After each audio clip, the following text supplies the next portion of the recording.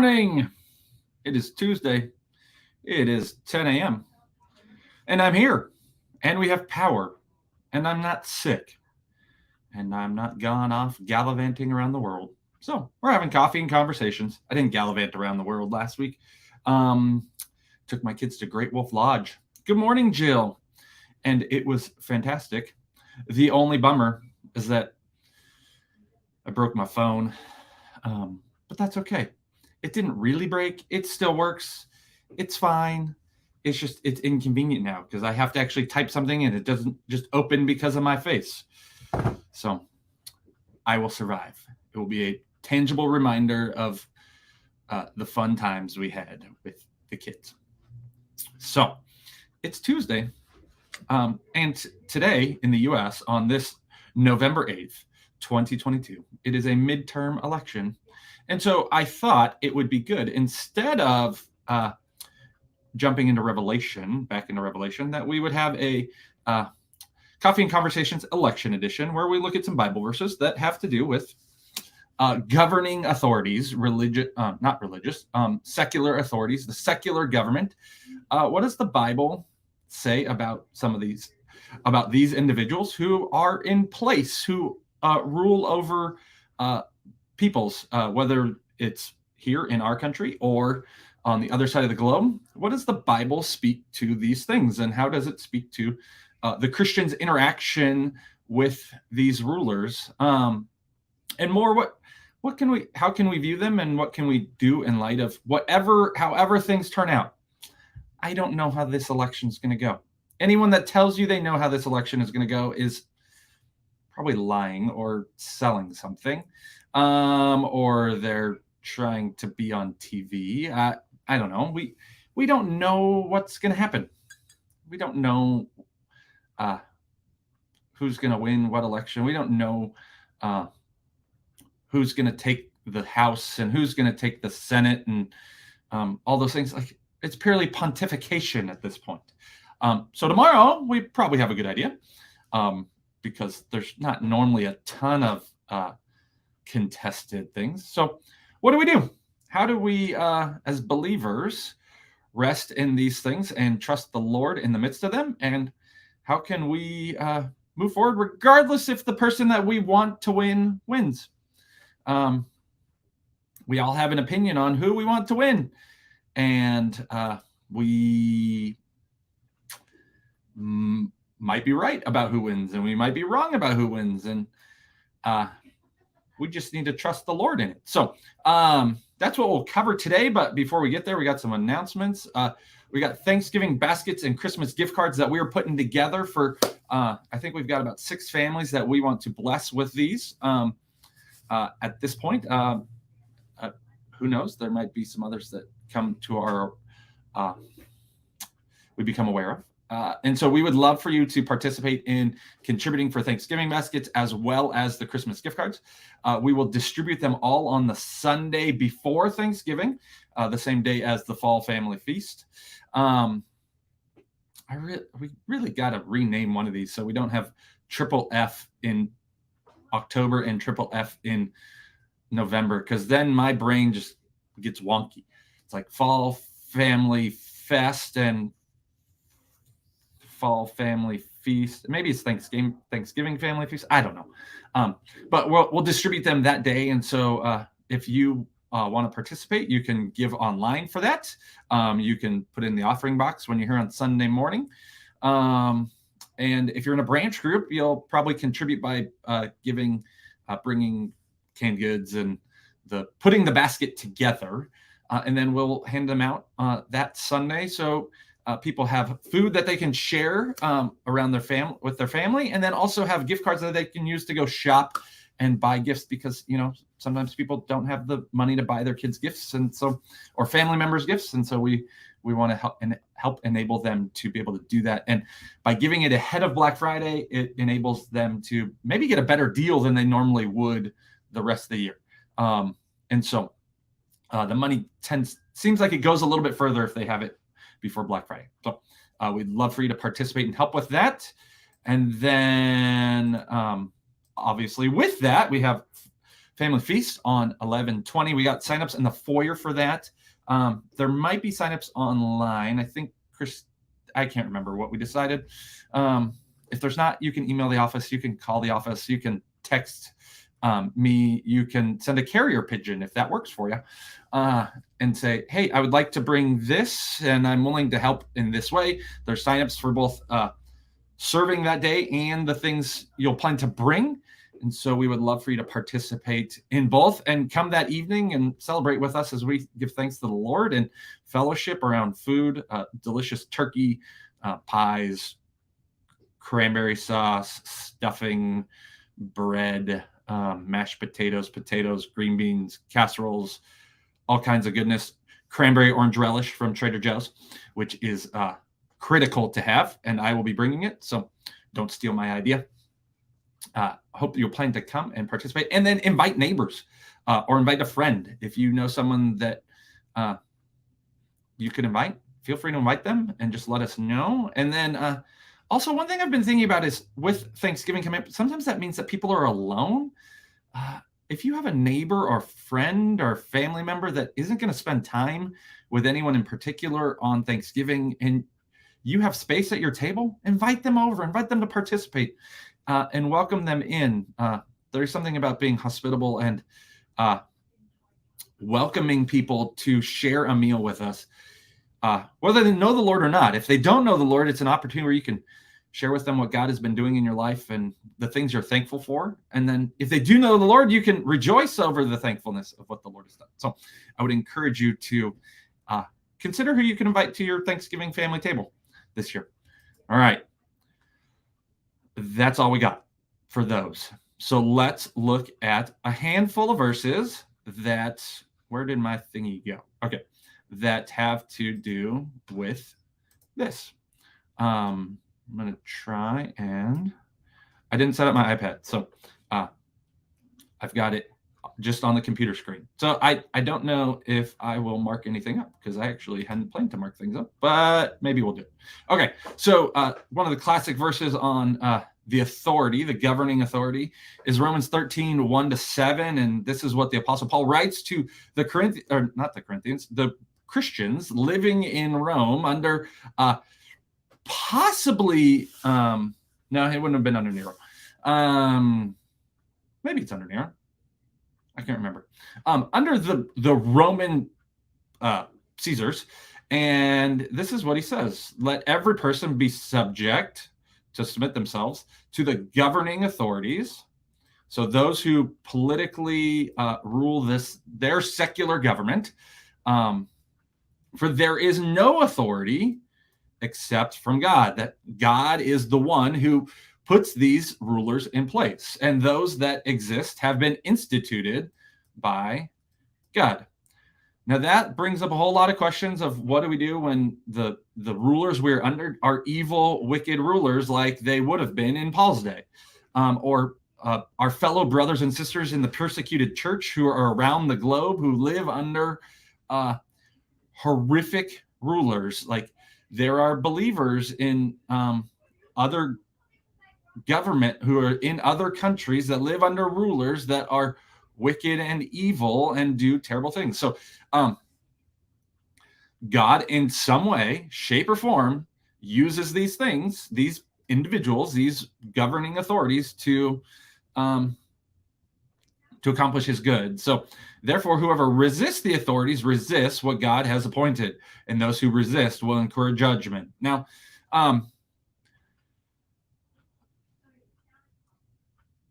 I didn't intend to get on this topic, but it's in the text. So sometimes it is appropriate. We Christians have reason that sometimes it's appropriate to resist in certain ways, but you have to do it in ways that honor God. And I think Esther and Mordecai are really good examples of this in the Old Testament, and even Daniel, how they resist, not by force, but by passive resistance, so to speak, and just knowing that they rested in the Lord's providence over things. So it says, "For rulers are not a terror to good conduct, but to bad."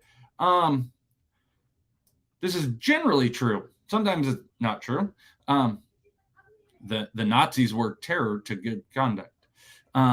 So we need to understand it in light of all of Scripture, and that Moses and Aaron resisted Pharaoh. So there are times where it is appropriate to resist a secular authority, but our general inclination, our general perspective, our general attitude should be one of submission, to being subject to. That looks terrible when I tried to do that with a mouse. Anyhow, it says, would you have no fear of the one who is in authority? Then do what is good and you will receive his approval. So our general perspective is we should be seeking to do what is good from a societal perspective. We should be seeking to obey the laws that don't call us to disobey God's law. And we should live in light of the fact that we can receive the approval from the secular government and the Lord's approval. When you don't break the speed limit, you don't worry about the police officer behind you, generally speaking. It says, for he is God's servant for your good. The purpose God instituted secular governments is for the good of the people, to bring order and establish order. And that's what we want to occur. We want our secular authorities to rightly administer justice and rightly order society and encourage what is good and discourage what is bad. And that's where you see, but if you do wrong, be afraid, for he does not bear the sword in vain. We want our secular authorities to encourage what is right. That's in agreement with God's law and God's rules and God's character and his morals. And we want them to discourage what is wrong. That would be the desire. So we think it's good when the government gives people incentives to give to charitable organizations. That's a good thing. We want the government to encourage that thing. We want the government to discourage drug use because drugs are generally bad for people. We want the government to discourage drunk driving because we don't want people driving around under the influence of alcohol, marijuana, or prescription drugs because they hit things and they hurt people. We want them to be discouraged. So, but if you do wrong, be afraid, for he does not bear the sword in vain. For he is the servant of God, an avenger who carries out God's wrath on the wrongdoer. The government's job is to punish wrongdoing. Now, the secular government, the political sphere, doesn't always get what is right and wrong accurately, 100%. There are times where the secular government has gotten things wrong about what is right and wrong. And so when those things come up, we need to push back on them and seek to encourage things that are in alignment and agreement with God's teaching in the Bible. Therefore, one must be in subjection, not only to avoid God's wrath, but for the sake of conscience. When you live in a peaceful way with the government, you can have your conscience doesn't need to be seared. It says, for because of this, you also pay taxes, for the authorities are ministers of God, attending to this very thing. Pay to all what is owed to them, taxes to whom taxes are owed, revenue to whom revenue is owed, respect to whom respect is owed, honor to whom honor is owed. So Paul is summarizing this, like, how should you act? We should pay taxes because taxes help the government do its job. Now, they don't need to take all the taxes, and sometimes the government taxes things for governmental purposes that are not in agreement with God's law, and so we should we still pay those, but we should seek to change those things. And revenue to whom revenue is owed, respect to whom respect is owed, and honor to whom honor is owed. So that's how we interact with and treat the government. But I think as we consider this, as we think about it, it's important to keep in mind what the Bible teaches about this idea that there is no authority except from God, and those that exist have been instituted by God. Look at what it says in Daniel 2:21. It says, he changes times and seasons. He removes kings and sets up kings. He gives wisdom to the wise and knowledge to those who have understanding. God raises up leaders and he brings leaders down. He elevates them at his own prerogative when he sees fit.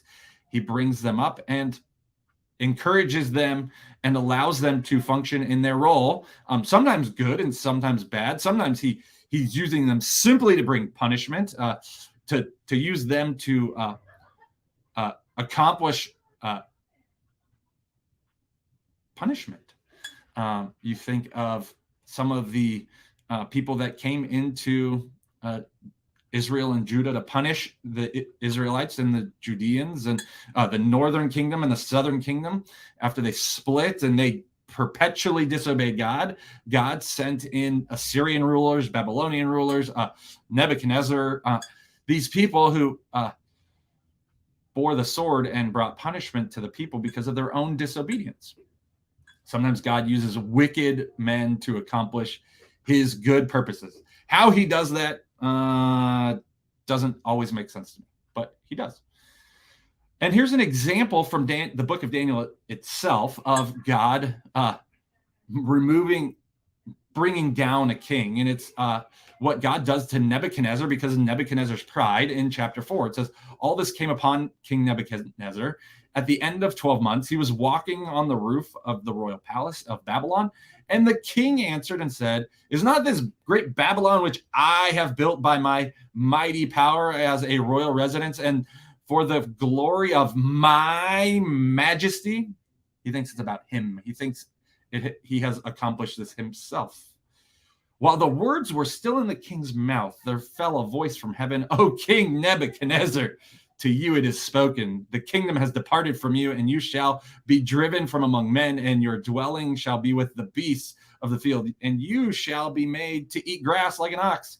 And 7 periods of time shall pass over you, until you know that the Most High rules the kingdom of men and gives it to whom he will, the Most High being God, Yahweh, King of Kings, Lord of Lords. Any political authority really is only a servant. My brain is forgetting the word. I even used it this morning. A steward of God's gift of rulership. Immediately the word was fulfilled against Nebuchadnezzar. He was driven from among men and ate grass like an ox, and his body was wet with the dew of heaven till his hair grew as long as eagle's feathers, and his nails were like bird's claws. He appears to lose his mind because God has seen fit to bring him down. God is going to put him in his place because he was prideful. And so God elevates rulers and he brings them down. He is at work. And we see this even in the book of Revelation. If we were to connect this to our Are You Ready study, our inductive study of the book of Revelation, God is actively working in and elevating and bringing low for his purposes to accomplish his goals, political rulers and leaders and various things. So if that's the case, what do we do? How do we act according to the ruling authorities? This is what Peter says. He says, be subject for the Lord's sake to every human institution, whether it be emperor as supreme or to governors as sent by him, to punish those who do evil and to praise those who do good. For this is the will of God. And by doing good, you should put to silence the ignorance of foolish people. Live as people who are free, not using your freedom as a cover up for evil, but living as servants of God. Honor everyone, love the brotherhood, fear God, and honor the emperor. The Roman emperors, the Caesars, were not always good guys. Most of the time they weren't. Pax Romana was the peace of Rome. And how did Rome bring peace? With a sword. They brought it with crosses and spikes and Roman legions. It was not always pretty. Most of the time it wasn't pretty. But yet, Peter says God calls us to honor them. We are to be subject to the governing authorities and honor them. How do we we're to honor them even in the face of them being wicked. And I think one of the ways that we can help ourselves kind of keep this in mind is that God is ultimately in control of all this. Whoever gets put into place, whoever wins an election, wins it because God sees fit. God has decided to make them the ruler for a period of time. He elevates them for a period of time, and then they'll pass on. Happens more often in our environment than in other environments, but it's still how God works. And here's the thing we need to realize is that according to Proverbs 21, verse 1, the king's heart is a stream of water in the hand of the Lord. He, being God, turns it wherever he will. God directs the leaders to accomplish God's purposes. And sometimes they don't make sense to us. Sometimes God allows wicked rulers to do wicked things, and yet God is still at work in that, sovereignly speaking. I don't remember who said this. It's a theologian, maybe pastor, I don't remember. But when we get to heaven, all the things that didn't make sense to us, all the stuff that it's like, how was God at work in that? How did God do this or accomplish this? We're going to get there, and we're going to look at every decision that God has made. But God doesn't really make that.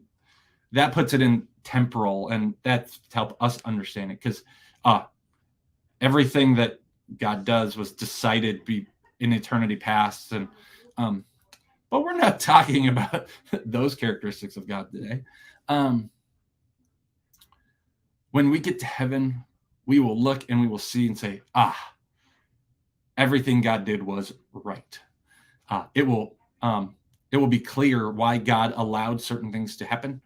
I don't know if that'll happen instantaneously or we'll learn it, because we don't become infinite. We continue to have the opportunity to grow and to understand and learn even when we're in heaven, because we are not infinite beings. We will continue to be finite. We will have a specific body in a specific place. We don't become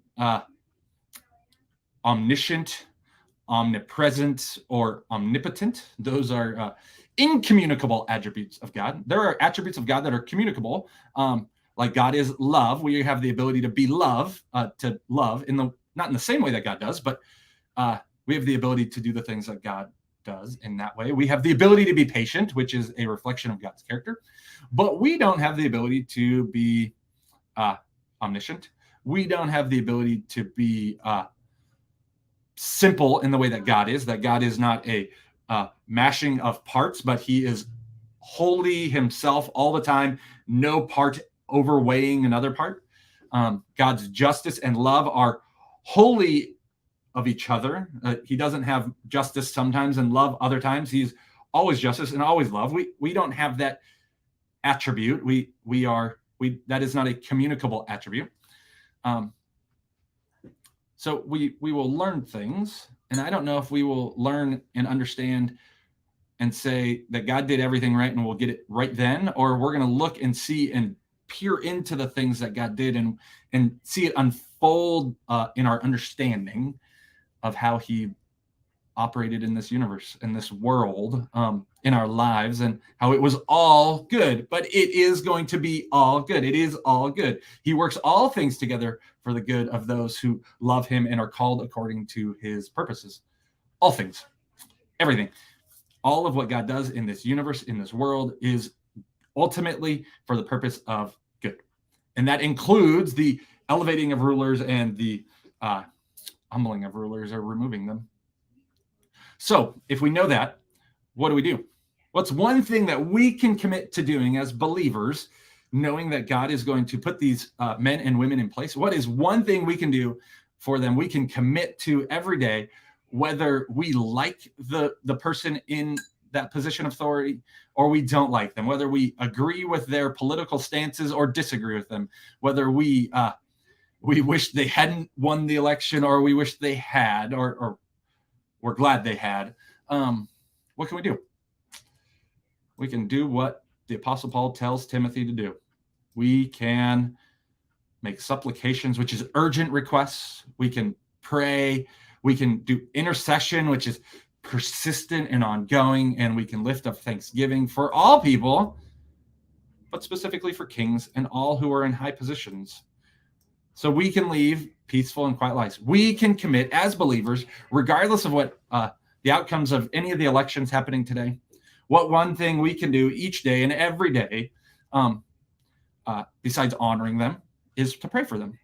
We can endeavor ourselves to pray for our government officials, asking the Lord to direct them and guide them, and asking the Lord to make the fulfillment of the Lord's Prayer evident in the lives of our rulers, where it says, your kingdom come, your will be done on earth as it is in heaven. We can say, God, we want our political rulers, we want our government officials to work in such a way that we see your kingdom come on earth as it is in heaven, that your will be done on earth as it is in heaven, that their ruling would be in agreement with your word and your character. That's something we can do every day, regardless of who wins and who loses. So friends, as you go about the rest of your day, turn off Fox News. It's not going to help you. Turn off MSNBC. Turn off CNN. Just turn it off. Read your Bible.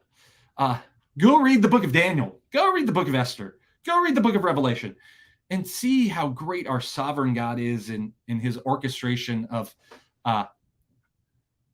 the world, and rest in the confidence that he is the King of Kings and Lord of Lords, who even in a crazy world is ultimately steering things with his purpose.